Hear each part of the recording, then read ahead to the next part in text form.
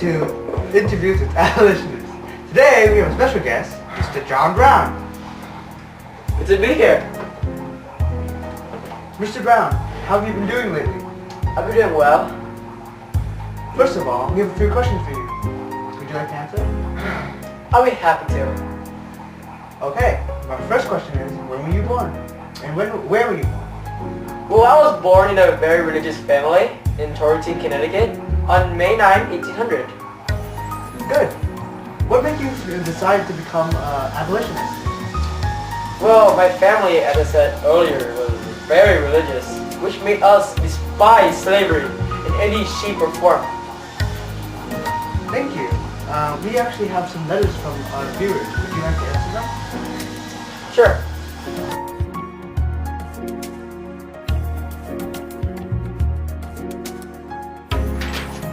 This question comes from a Mr. James Rowe. He asks, what is your viewpoint on slavery? Detail. Well, I feel that is an abomination and shameful. We are treating a human being as cattle, as property. No! We treat cattle with more respect than slaves. All cattle have to do is graze all day, while slaves work laboriously for long hours with nothing to look forward to except death, because that is where they would truly be free.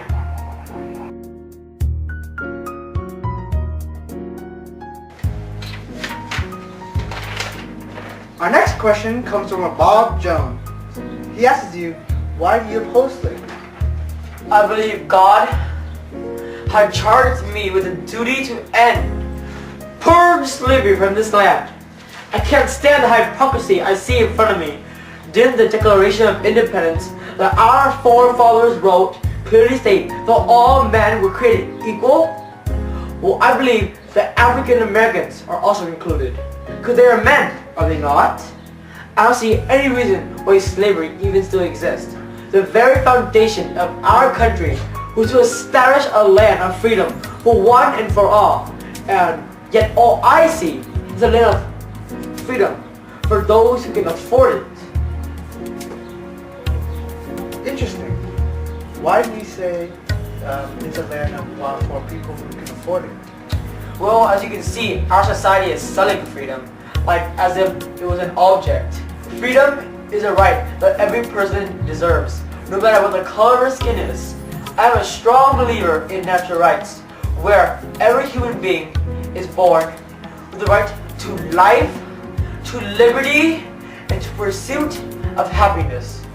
I do not see any life that can be happy in slavery, and absolutely no liberty in forcing a person to leave their family behind to work for their so-called master.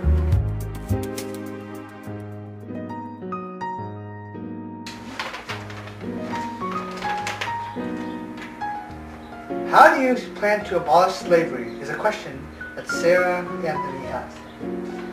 Well, the only sensible course of action left is but a violent one. My fellow abolitionists try to stop slavery by talking, but look where that has gotten them. They have their chances to talk and try to negotiate, but I think it's time I try something different.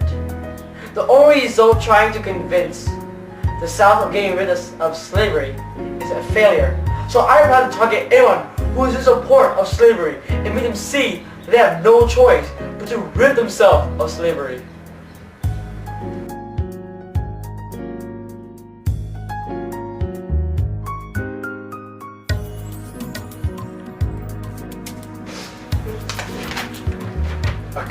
A curious viewer who didn't care to leave his or her name asked, other abolitionists use peaceful methods, but why do you think your violent methods are more effective? My fellow abolitionists have sided with pacifist ideas, and that makes them weak. They're all men of talk. What we need now is action.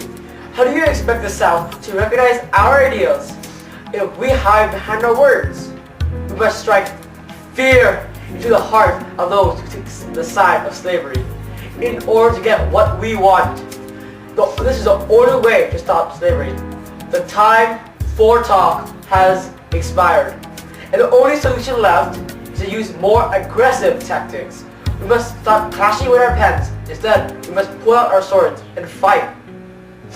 But wouldn't this cause more bloodshed and tension between the two sides? Well, that may be, but sometimes we must stand up and fight for what we believe in. If that means dying for the cause, then so be it. If you're not ready to die for what you believe in, then you are not truly passionate about your cause. Before you have relief, you must have tension.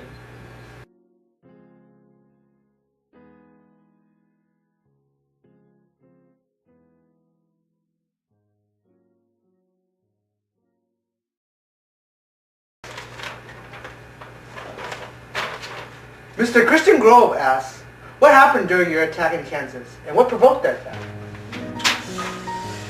I noticed that the pro-slavery supporters were prepared to do anything to make Kansas another slave state, even starting a war in Kansas.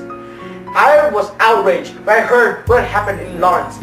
More than 800 slave supporters poured down the streets of Lawrence and attacked the anti-slavery supporters there. I had to retaliate by attacking 5 slave supporters.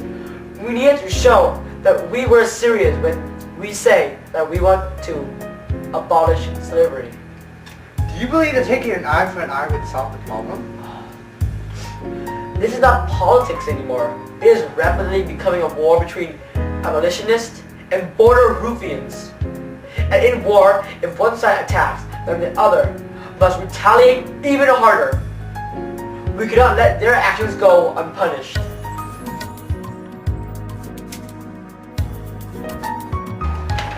Miss Teresa Cooper would like to inquire, why was your target an arsenal in Harper Ferry, Virginia? My supporters were growing and we needed more weapons to fuel us during the war. The arsenal in Harper's Ferry, Virginia was an ideal place for a raid. The town was unsecured, they only had one watchman guarding the whole armory. All we needed was to cut the telegraph wires and run up all the hostages. It was relatively easy capturing the armory, but who knew it could go wrong? Somehow the troops up in Baltimore got news of the attack and were able to suppress us. Fascinating. Do you have anything else to add? No, I think I made my point. It's time for your hanging. What?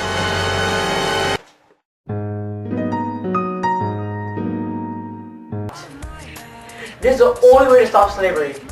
The time for talk has expired. And the...